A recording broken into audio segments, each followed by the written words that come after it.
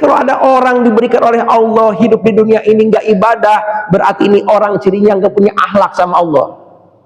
Segitu banyak yang makhluk Allah di Ragunan, Bapak Ibu, dibandingkan dengan kita masih bagusan kita. Ya Allah ya Karim, makanya kita harus bersyukur sama Allah. Sabilud dumu'i sabilun murih, tanahada ya sahi kay tastarih. Bismillahirrahmanirrahim. Assalamualaikum warahmatullahi wabarakatuh. Waalaikumsalam warahmatullahi wabarakatuh.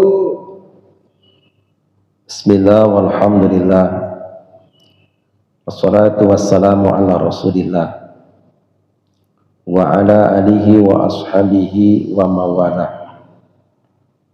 Wala hawla wala quwwata illa billah, amma ba'du. Subhanallah wa bihamdihi subhanallahil azim, adada khalqihi wa ridha nafsihi wa zinata arshihi wa midada kalimatihi. Rabbi a'udzu bika min hamajati syayatin wa a'udzu bika rabbi ay yahdurun. Subhanaka la ilma lana illa ma 'allamtana innaka antal alimul hakim. Wala haula wala quwwata illa billahil aliyyil azim. Rabbi shrah li sadri wa yassir li amri wahlul 'uqdatam min lisani yafqahu qawli yafqahu qawli amin ya rabbal alamin. Qala Allah ta'ala fil Qur'anil Karim wa huwa asdaqul qailin, a'udzu billahi minasy syaithanir rajim, bismillahirrahmanirrahim, wa dzakir fa inna dzikra tanfa'ul mu'minin. Wa qala Nabi sallallahu alaihi wasallam, ittaqillah haitsu ma kunta. Shadaqallahul azim wa shadaqa Rasulullah sallallahu alaihi wasallam, walhamdulillahi rabbil alamin. Hadratul kiram, seluruh para jamaah kuliah subuh, bapak-bapak, ibu-ibu, mudah-mudahan senantiasa dihujani tentunya dengan cucuran rahmat serta maghfirah Allah Subhanahu wa taala. Puja-puji serta syukur sama-sama kita panjatkan kehadirat Allah Subhanahu wa taala. Alhamdulillah, bersyukur kepada Allah, kita masih diberikan karunia nikmat yang begitu melimpah, nikmat yang begitu banyak, teristimewa, masih diberikan oleh Allah karunia nikmat iman wal Islam. Mudah-mudahan dengan modal nikmat yang paling utama dalam hidup kita ini, yakni nikmat iman wal Islam, akan menjadikan kita hamba yang Allah akan muliakan, baik mulia di alam dunia, terlebih-lebih kelak mulia di alam akhiratnya Allah Subhanahu wa taala. Salawat ring salam tak lupa sama-sama kita sanjungkan kehariban alam junjungan kita Nabi besar Muhammad sallallahu alaihi wasallam, kepada keluarganya, para sahabatnya, dan para pengikutnya hingga akhir zaman. Berharap ini umat yang istiqomah, harapan kelak di yaumil akhir. Mudah-mudahan kita semua akan meraih syafaat dari junjungan kita Nabi besar Muhammad sallallahu alaihi wasallam. Hadirin ikhwatul iman yang dirahmati Allah Subhanahu wa taala, lanjut saja dengan kajian kita, pembahasan kitab Nasrul Ibad. Bismillahirrahmanirrahim. Wa qala al-musannif rahimahumullahu ta'ala wa nafa'ana bihi wa bi'ulumihi fid dharaini amin ya rabbal alamin. Wal maqalatul khamisah, masih menerangkan ya ini maqalah yang kelima. Qala Ali radhiyallahu anhu wa karamal wajhah, dari Sayyidina Ali bin Abi Thalib radhiyallahu ta'ala anhu wa karamallahu wajhah. Apa kata beliau di dalam maqalah ini? Ada beberapa nasihat beliau buat kita. Nah, ini pada pagi hari ini masuk nasihat yang kedua. Apa nasihat yang kedua? Isinya kata beliau, al-adabu khairu hirfatin, wal adabu, dan etika, adab, ya, perangai atau sopan santunnya seorang manusia, ya, khairu hirfatin, itu sebaik-baik pekerjaan, sebaik-baik, ya, kelakuan. Nah, ini nasihat yang kedua nih. Jadi wal adabu khairu hirfatin, adab, ya, sopan santun merupakan khairu hirfatin, sebaik-baik, ya, kelakuan manusia. Jadi adab ini adalah sebaik-baik pekerjaan. Makanya Kanjeng Nabi oleh Allah Subhanahu wa ta'ala disanjung di dalam surah Al-Ahzab ayat 21. Apa kata Allah? A'udzubillahi minasyaitonir rajim. Laqad kana lakum fi rasulillahi uswatun hasanah. Ini menggunakan lam sakilah Bapak, lam sumpah. Demi kata Allah, laqad kana lakum fi rasulillahi uswatun hasanah. Demi kata Allah, aku ciptakan wahai kaum Muhammad, sungguh pada dirimu ada, yaitu suri tauladan yang sangat baik. Ya, jadi pada diri Nabi itu ada tauladan yang baik, punya akhlak yang baik, punya adab yang baik, punya sopan-sopan yang baik. Ini Bapak Ibu rahimakumullah. Makanya ya, mesti kita menjadi orang-orang yang punya akhlak yang baik, punya adab yang baik. Ya. Bahkan dalam satu hadis dikatakan, ya, innama bu'istu liutama makarimal akhlak. Sesungguhnya kata Kanjeng Nabi, aku diutus ke alam dunia ini untuk menyempurnakan akhlak. Nah Bapak Ibu rahimakumullah, lalu bagaimana kita menempatkan akhlak ini? Bagaimana kita menempatkan adab ini? Makanya para ulama menafsirkan hadis ini minimal pada 3 tempat. 1, kita berakhlak kepada Allah. 2, kita berakhlak kepada Kanjeng Nabi Muhammad SAW. Dan yang ketiga, kita berakhlak sesama manusia. Bagaimana berakhlak kepada Allah Subhanahu wa ta'ala? Yaitu menempatkan kita sebagai hamba Allah. Ini akhlak ini, menempatkan diri kita itu dengan sebenar-benarnya sebagai hamba Allah Subhanahu wa ta'ala.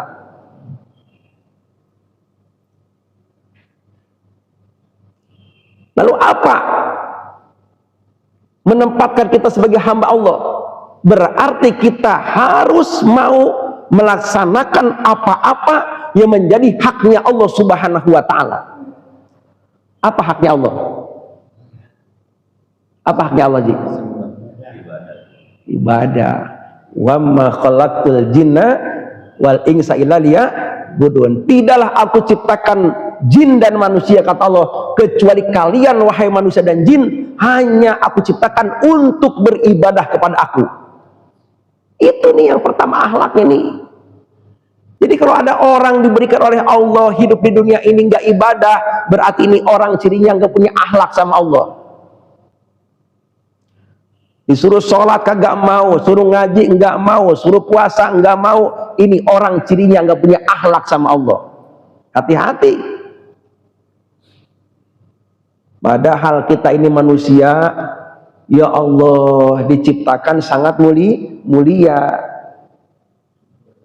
Laqad khalaqnal insana fi ahsani taqwim. Ya Allah, Allah menciptakan kita ini, Bapak Ibu, bukan makhluk yang bukan makhluk yang biasa-biasa, tapi super luar biasa dibanding makhluk yang lain.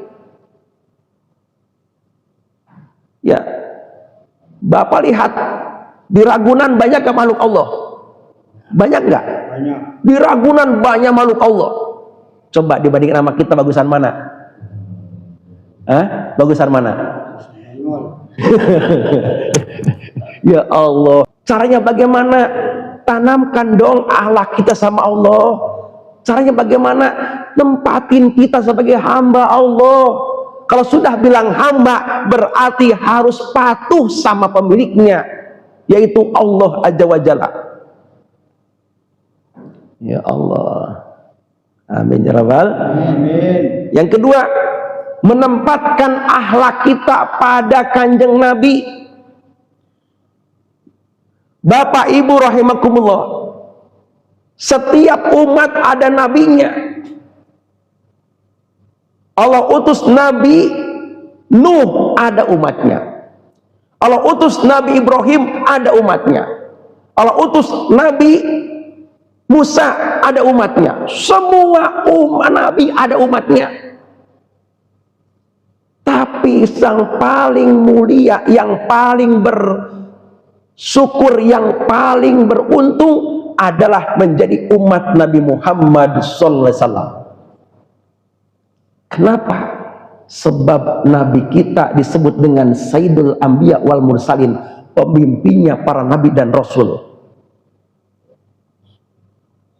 Masya Allah, Bapak Ibu. Maka kita disebut apa? Khairu ummah. Sebaik-baik umat adalah umat kanjeng Nabi Muhammad SAW. Ya, ini kadang-kadang menjadi umat Nabi Muhammad tidak merasa bangga. Naudzubillah min dzalik. Ya Allah, harusnya kita merasa bangga.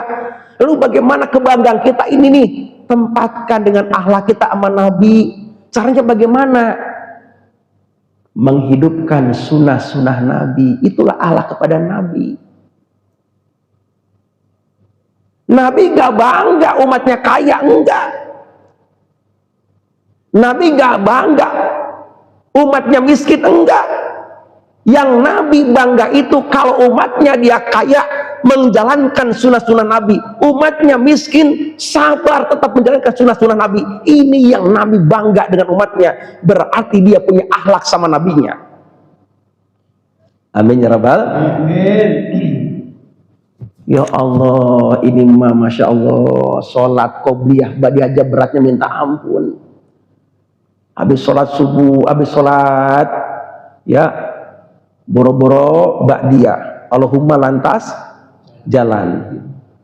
Ya Allah ya Karim, padahal cuma 2 rakaat ba'diyah kok beratnya minta ampun. Qobliyah 2 rakaat kok beratnya minta ampun. Padahal kalau kita kerjakan, itu salah satu akhlak kita sama Nabi. Pekerjaan yang paling bagus, akhlak adab kita kepada kanjeng Nabi. Nabi sangat bangga pada umatnya bila mana mereka menghidupkan umat daripada sunnah-sunnahnya. Suatu hari ada sahabat Nabi, ya Allah, melihat umat udah kacau, yang melaksanakan sunnah-sunnah Nabi sudah hilang, masjid sepi dari taklim, masjid sepi daripada qobliyah ba'diyah. Yang ramai di mana? Di tempat-tempat, ya, tempat-tempat di pasar, di mall. Kalau zaman sekarang ya ramai di sana, tapi yang menjalankan sunnah Nabi sudah hilang. Akhirnya sahabat ini datang ke pasar. Wahai sahabat-sahabatku, Nabi telah bagi-bagi warisan tuh di masjid. Sahabat lagi dagang ini, langsung pada berangkat ke masjid. Ya, ramai-ramai ke masjid. Sampai masjid, ini sahabat yang ramai-ramai ini melihat, kok nggak ada yang sedang bagi-bagi warisan ini, katanya kan. Nanya, tadi kamu bilang katanya sedang warisan, Nabi sedang bagi-bagi warisan, mana ini kok nggak ada? Tadi kamu di masjid lihat apaan? Saya melihat ada orang sedang taklim di pojokan sono, kemudian di sana orang sedang qobliyah ba'diyah. Nah, itu warisan Nabi. Sunnah itu warisan Nabi. Taklim begini warisan Nabi. Nabi tiap hari bikin halakoh begini. Apa tujuannya? Mengingatkan kehidupan akhirat itu lebih baik ketimbang kehidupan dunia. Inilah warisan Nabi.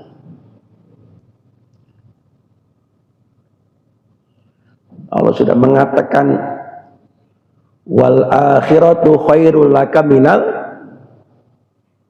Masya Allah, kehidupan akhirat itu lebih baik ketimbang kehidupan yang di dunia ini, yang awal. Jangan sampai kita ya memilih kehidupan dunia yang sementara ini, tapi lupa dengan kehidupan akhirat yang selama-lamanya. Na'udzubillah min dzalik. Nah, ini akhlak kepada kanjeng Nabi. Ayo, kalau kita punya akhlak sama Nabi, mulai hari ini hidupkan sunnah-sunnah Nabi. Silakan pilih yang kita mampu. Bisa puasa Senin Kemis, bisa duha, bisa tahajudnya, bisa witirnya, hajatnya, monggo silahkan. Apapun di sunnah Nabi, ambil bagian kalau kita mampu. Jangan sampai kita punya kemampuan tidak mau ambil bagian daripada itu. Yang ketiga, akhlak adab kepada sesama manusia. Nah, ini bagaimana caranya? Menghilangkan sifat suudzon kepada orang lain, ya, menghilangkan sifat penyakit hati kepada orang lain. Ini Bapak Ibu, jangan menganggap remeh orang lain, jangan menganggap hina orang lain, ya, apalagi sampai menghina orang lain, menghebatkan diri kita sendiri. Hati-hati, ini penyakit. Ini penyakit Bapak Ibu. Disebut dengan ujub, merasa paling hebat amalnya, orang lain hina semua. Hati-hati, ya, kita nggak tahu Allah itu ya merahasiakan walinya di antara manusia. Kita nggak tahu, jangan-jangan Haji Budi wali ini. Nah, hati-hati sama Haji Budi ini, ya, kita nggak tahu, jangan-jangan Seero wali ini. Hati-hati, nggak boleh kita menghina orang lain, apalagi sudah kelihatan orang tersebut sebagai pelaku ibadah kepada Allah. Nih, hati-hati nih, ya, jangan kita gampang suudzon sama orang, jangan gampang menghinakan orang lain. Hati-hati. Kenapa? Inilah akhlak kita sama manusia. Nabi, ya Allah, ya Karim, jangankan dia sama sahabat, sama musuh masih doain, sama musuh masih doain. Dalam riwayat, ya, siapa penghalang dakwah Nabi yang paling hebat, yang terkenal? Abu Lahab. Sudah disebut tuh namanya dalam Al-Quran, tabbat yada Abi Lahabi wa tab. Ini sudah hebat sekali. Ketika ayat ini turun, apa Nabi Muhammad berhenti dakwah sama beliau? Enggak. Dalam riwayat tidak kurang daripada 70 kali Nabi Muhammad datang ke rumah beliau mengajak Islam. Padahal sudah jelas ayatnya, tabbat yada Abi Lahabi wa tab. Celaka kabut Abi Lahab. Kata Allah itu ayat. Tapi Nabi Muhammad enggak lepas begitu aja, enggak. Kenapa? Karena dia umatnya, tetap umatnya. Ya Allah ya Karim. Makanya salah satu akhlak kita pada sama manusia apa? Saling mendoakan. Kalau belum dia ibadah, doakan. Ya Allah, ini orang belum kelihatan ke masjid, mudah-mudahan ya Allah besok mah kelihatan ke masjid. Begitu. Ya Allah, ini orang sekarang akhlaknya masih jelek ya, bicaranya masih keras, bicaranya masih asbun, bicaranya masih menghina orang. Ya Rob, rubahlah itu ya Rob, lisannya ya dengan kalimat-kalimat yang enak supaya dia jadi orang yang baik. Begitu, doakan. Itulah akhlak sama manusia, saling mendoakan. Salah satunya kita ucapan apa? Tebarkan salam, absus salam dengan siapapun. Ketemu orang assalamualaikum, itu kan doa, semoga Anda selamat. Dan salah satu ciri ahli surga, orang yang senantiasa menyebarkan salam. Amin ya rabbal alamin. Masya Allah, gitu Naji. Ya, makanya akhlak kepada manusia begitu. Ya, kenapa? Kalau kita sudah punya akhlak itu, Bapak Ibu, punya akhlak baik, itulah pekerjaan yang sebaik-baiknya di antara kita. Orang kalau biarpun dia kaya, jabatan tinggi, kalau akhlaknya jelek, hina nggak di masyarakat? Hina, nggak dianggap. Ya Allah. Tapi kalau ini orang biasa saja, tapi akhlaknya bagus, sopan, orang bangga enggak? Bangga, seneng. Makanya benar kata Sayyidina Ali. Ya, apa kata beliau tadi? Wal adabu khairu hirfatin. Adab itu, akhlak itu adalah sebaik-baik pekerjaan. Maka mari kita bersama-sama untuk bisa kita berakhlak karimah, berakhlak mulia. Amin ya rabbal. Ya, karena siapapun ilmu kita tingginya, kalau nggak punya akhlakul karimah, kita hina di mata orang, apalagi di mata Allah. Karena akhlak itu di atas ilmu. Tapi untuk menuju akhlak yang bagus perlu ilmu. Kaji ilmunya supaya kita mendapat akhlak yang bagus, sehingga akhlak ini nanti jadi puncaknya buat kita. Masya Allah, lihat kemarin tuh guru kita Ustadz Bajri, Muhammad Bajri, Masya Allah, dia mah akhlaknya luar biasa, ilmunya tinggi, Masya Allah ya, tapi tawaduknya luar biasa. Tidak pernah menyombongkan diri dia punya ilmu, enggak pernah dia marah pada orang lain, enggak pernah. Saya enggak pernah lihat Ustadz Bajri marah. Ya Allah ya Karim, kenapa? Orang baik, akhlak yang dikedepankan, sehingga kemarin ketika meninggalnya, Masya Allah, yang latihnya banyak, luar biasa, dari mana-mana datang menyulatin beliau. Amin ya rabbal. Ini Bapak Ibu, dari guru kita belajar begitu. Nah, inilah pentingnya thalabul ilmi. Mudah-mudahan Allah berikan kita keistiqomahan untuk terus belajar. Amin ya rabbal alamin. Sehingga pada akhirnya kita mencapai puncak kebaikan, yaitu punya akhlak yang baik, mengikuti daripada ya Nabi kita Muhammad SAW. Amin ya rabbal alamin. Mudah-mudahan ada barokah manfaatnya. Assalamualaikum warahmatullahi wabarakatuh.